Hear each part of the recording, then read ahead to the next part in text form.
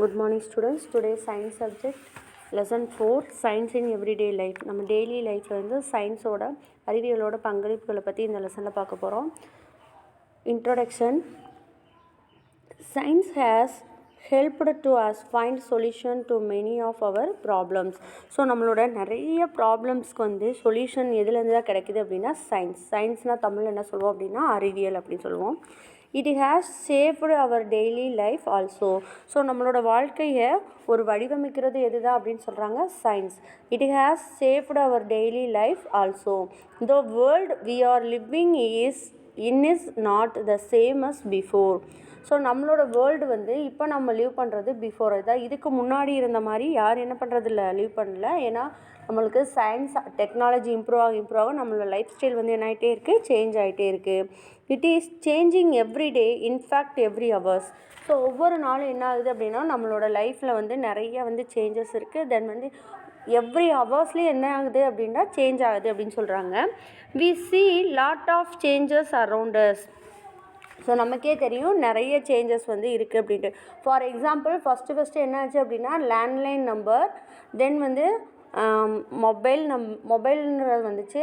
Next வந்து button phone, touch phone, Android, இந்த மாதிரி நிறைய ஆப்பிள், இந்த மாதிரி மொபைலில் இவ்வளோ கேட்டகரிஸ் இருக்குது. நம்ம ஸ்டடீஸ்லேன்னு பார்த்திங்கன்னா ஃபஸ்ட்டு வந்து என்ன பண்ணாங்க அப்படின்னா ஓரல் எஜுகேஷன் தான் இது பண்ணாங்க. அப்புறம் தான் என்ன பண்ணாங்க ரிட்டன் ஓரல் எஜுகேஷன்ஸ்லாம் வந்துச்சு. அப்புறம் புக்ஸ் நம்ம ஃபாலோ பண்ணோம்.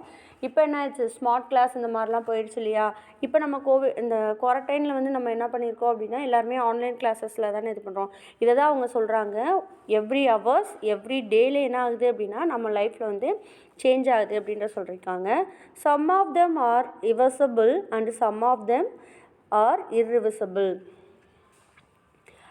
Irreversible changes like burning of waste pollute our home and school environment. So reversible அப்படின்னா என்ன ஆகும் அப்படின்னா அது திரும்ப வந்து நம்மளுக்கு என்ன ஆகும் அப்படின்னா யூஸ் பண்ணிக்கலாம்.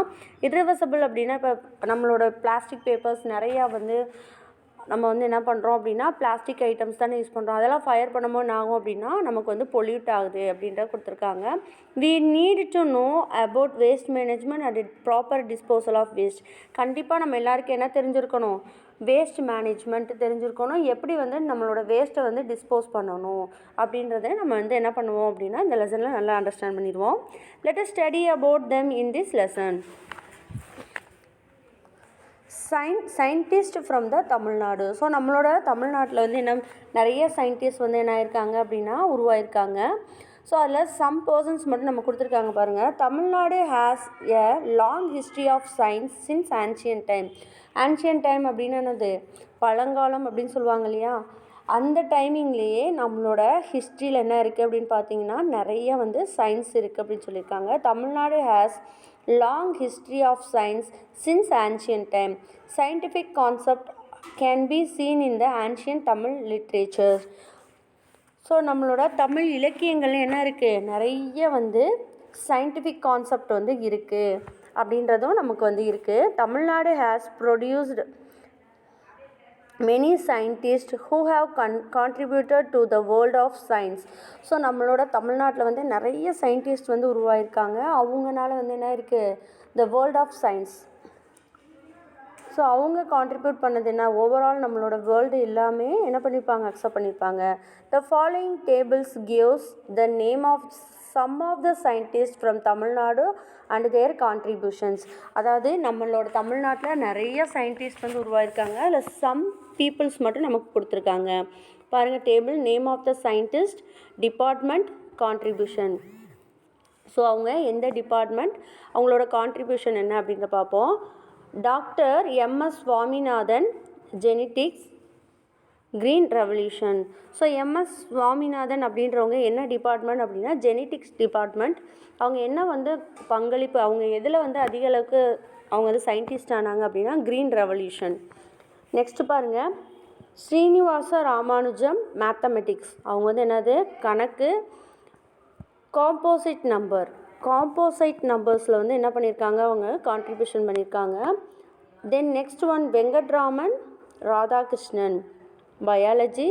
Structure of ribosome. Doctor APJ Abdul Kalam, aeronautical engineering, missile development. Doctor APJ Abdul Kalam, aeronautical engineering, missile development. Sir CV Raman, physics, scattering of light. Sir CV Raman, physics, scattering of light.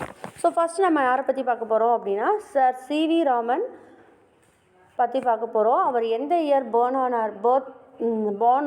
1888, அதாவது 1888 இயர்ஸில் வந்து அவர் என்ன இருக்கார், born ஆயிருக்கார். 1970 அவர் வந்து என்ன ஆகிட்டார் அப்படின்னா அவர் வந்து டயட் ஆகிட்டார். ஓகேவா, பாருங்கள். அவரோட ஃபுல் நேம் சந்திரசேகர வெங்கடராமன். சந்திரசேகர வெங்கடராமன். அதை தான் நம்ம என்ன பண்ணுறோம் அப்படின்னா சர் சிவி ராமன் அப்படின்ற நம்ம ஷார்ட் ஃபார்மில் சொல்கிறோம். Chandrasekhara Venkataraman was born at Tiruchirappalli, Tamil Nadu on 7th November 1888. So 1888 நவம்பர் 7 அன்னைக்கு எங்கே பிறந்திருக்காரு அப்படின்னா திருச்சிராப்பள்ளி. அப்படின்னா இப்போ நம்ம எப்படி சொல்கிறோம், திருச்சி அப்படின்னு சொல்கிறோம் இல்லையா, அதான் திருச்சிராப்பள்ளி. தமிழ்நாட்டில் இருக்க திருச்சிராப்பள்ளியில் வந்து பிறந்திருக்காரு. In 1904 he completed his Bachelor of Arts. So 1904 வந்து அவரோட ஆர்ட்ஸ் டிகிரி வந்து கம்ப்ளீட் பண்ணியிருக்காங்க. பிஏ டிகிரி வந்து பேச்சுலர் ஆஃப் ஆர்ட்ஸ் சயின்ஸ் வந்து என்ன பண்ணியிருக்காங்க, முடிச்சிருக்காங்க. At presidency college Chennai. சென்னையில் இருக்க பிரசிடென்சி காலேஜில் BA degree bachelor of arts அப்படின்றத எப்போ கம்ப்ளீட் பண்ணாங்க அப்படின்னா 1904. He showed first and won gold medal in physics. So இவர் வந்து என்னென்னா ஃபஸ்ட்டாகவும் வந்திருக்காரு, கோல்டு மெடல் வந்து வாங்கியிருக்காரு. எதுக்காக அப்படின்னா ஃபிசிக்ஸ் சப்ஜெக்ட்டுக்கு வாங்கியிருக்காரு. In 1907 he got his master of science degree from university of Madras. So 1907 அவங்க வந்து என்ன டிகிரி முடிச்சிருக்காங்க அப்படின்னு பார்த்தீங்கன்னா master of science MSc degree முடிச்சிருக்காங்க. From which university, university of Madras. பாருங்கள், Chandrasekhara Venkataraman was born at Tiruchirappalli, Tamil Nadu on 7th November 1888. In 1904 he completed his Bachelor of Arts BA degree at Presidency College, Chennai. He should first and won gold medal in physics. In 1907 he got his Master of Science MSc degree from University of Madras. Sir C.V. Raman won the Nobel Prize in Physics in the year 1930 for his work in scattering of light. அதாவது ஒளிச்சிதறல் பற்றி இவர் வந்து என்ன பண்ணியிருக்காரு அப்படின்னா இவர் வந்து find out பண்ணியிருக்காரு. சரியா.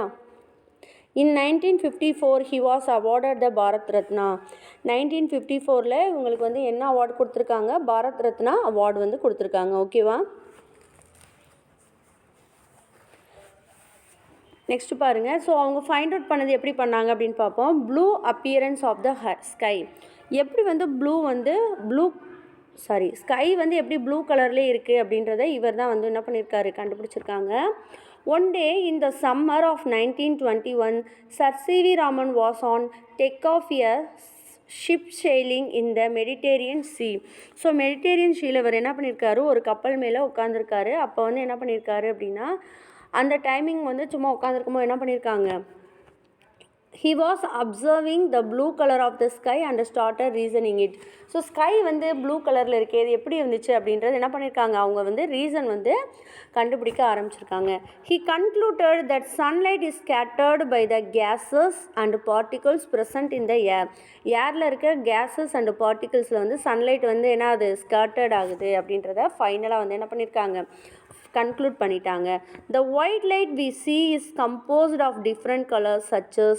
ஸோ அந்த ஒயிட் லைட்டில் வந்து நமக்கு வந்து ஸ்கேட்டர்ட் ஆகும்போது என்ன ஆகுது, நிறைய கலர்ஸ் வந்து வருது. அதுதான் நம்ம என்ன சொல்லுவோம் அப்படின்னா விப்ரியோ அப்படின்னு சொல்லுவோம். Violet, indigo, blue, green, yellow, orange and red. Repeat பண்ணுங்கள். Violet, indigo, blue, green, yellow, orange, red. இப்போ வைலட் அப்படின்னா என்ன சொல்லுவோம், நீலம் அப்படின்னு சொல்லுவோம். இண்டிகோ அப்படின்ற கருநீலம் அப்படின்னு சொல்லுவோம். ப்ளூ அப்படின்னா ஊதா, க்ரீன்னா என்னது பச்சை, எல்லோனா மஞ்சள், ஆரஞ்சுனா என்னது ஆரஞ்சு, ரெட்டுனா என்னதுப்பா சிவப்பு. ஸோ இந்த கலர்லாம் என்ன ஆகுது அப்படின்னா நமக்கு வந்து ரிஃப்ளெக்ட் ஆகுது அப்படின்றத சொல்கிறாங்க. Among these colours blue is scattered more. So இந்த கலர்ஸ்லேயே அதிகமாக எது தான் நமக்கு தெரியும் அப்படின்னு பார்த்தீங்கன்னா ப்ளூ கலர் தான் வந்து ஸ்கேட்டர்ட் ஆகுது, அதாவது ஒளி சிதறல் அடையுது. Because of this reason sky appear blue most of the time. அதனால தான் பெரும்பாலும் வந்து அதிக அளவுக்கு வந்து என்ன கலரில் தான் ஸ்கை வந்து தெரியுது, ப்ளூ கலரில் தான் தெரியுது. இந்த விப்ரியோ கலர் எப்போ வரும் அப்படின்னா நம்ம ரெயின்போ பார்க்கும்போது தான் இந்த கலர்ஸ்லாம் என்ன ஆகும் நமக்கு தெரியும். During sunrise and sunset race have a travel long distance. So நம்ம வந்து சன் ரைஸ் ஆகும்போது சன் செட் ஆகும்போது, அதாவது சூரியன் உதயமாகும் போதும் சூரியன் மறையும் போதும் அதோட ரேஸ் இருக்கு இல்லையா, அந்த கதிர்வீச்சு இருக்கு இல்லையா, அது வந்து என்ன ஆகும் அப்படின்னு பார்த்தீங்கன்னா லாங் டிஸ்டன்ஸ் வந்து ட்ராவல் பண்ணுது. As they travel all other colours except red are scattered. So red colour தவிர மற்ற எல்லாமே என்ன ஆகும் அப்படின்னா சிதறடையுது. So sky appears red at sunrise and sunset. So அதனால தான் சன் வந்து ரைஸ் ஆகும்போது செட் ஆகும்போது நமக்கு என்ன கலரில் இருக்குது, ரெட் கலரில் தெரியுது. ஓகேவா, இதுதான் அவர் வந்து இவர் கான்ட்ரிபியூஷன் என்ன அப்படின்னு பார்த்தீங்கன்னா scattering of light. Do you know பாருங்கள், national science day is celebrated on February 28 in order of commemorate the invention of Raman effect by Sir.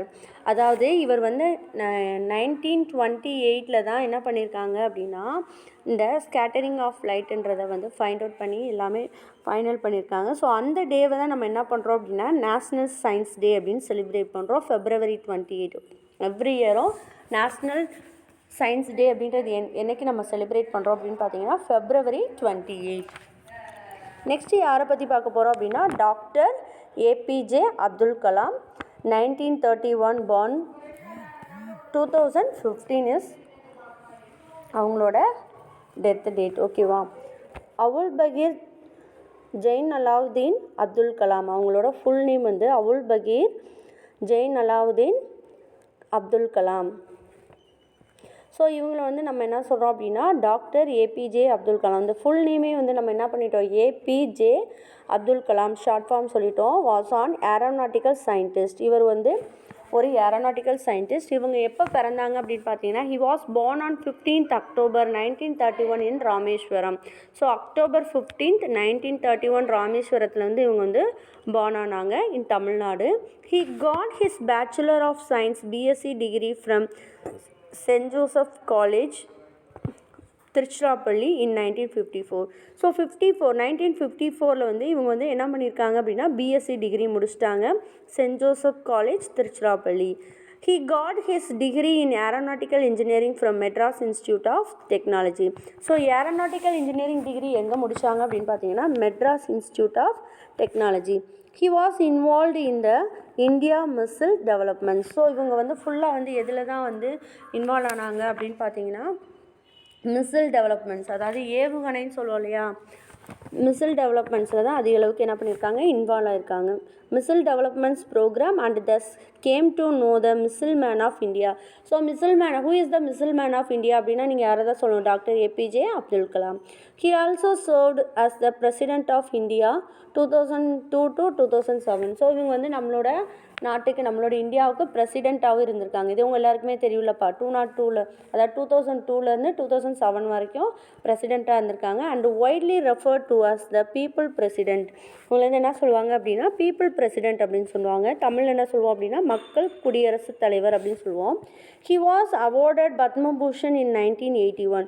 So 1981 வந்து அப்துல் கலாமுக்கு வந்து என்ன கிடைச்சிருக்கு அப்படின்னு பார்த்தீங்கன்னா 1981 பத்மபூஷன் அவார்டு கிடச்சிருக்கு. தென் பத்ம விபூஷன் அப்படின்ற அவார்டு 1990 அவங்க வாங்கியிருக்காங்க. பாரத் ரத்னா அவார்டு வந்து 1997 வந்து என்ன பண்ணியிருக்காங்க, வாங்கியிருக்காங்க. Padma Bhushan 1981, Padma Vibhushan 1990, Bharat Ratna 1997. He has written many books like Wings of Fire, India 2020 and Ignited Mind. So இந்த 3 புக்ஸஸ் வந்து என்ன பண்ணியிருக்காங்க, நிறைய புக்ஸ் ரைட் பண்ணியிருக்காங்களா, அதில் நமக்கு 3 புக்ஸ் கொடுத்துருக்காங்க. Wings of fire, India 2020, ignited minds. ஓகேவா. ஸோ அது உங்களுக்கு வந்து இப்போ வந்து சர் சிவி ராமனும் டாக்டர் ஏபிஜே அப்துல் கலாம் அவங்களோட டீட்டெயில்ஸ் வந்து நல்லா கிளியராக அண்டர்ஸ்டாண்ட் பண்ணியிருப்பீங்க. ஸோ நெக்ஸ்ட் கிளாஸில் நெக்ஸ்ட் டாபிக் பார்ப்போம். Thank you students.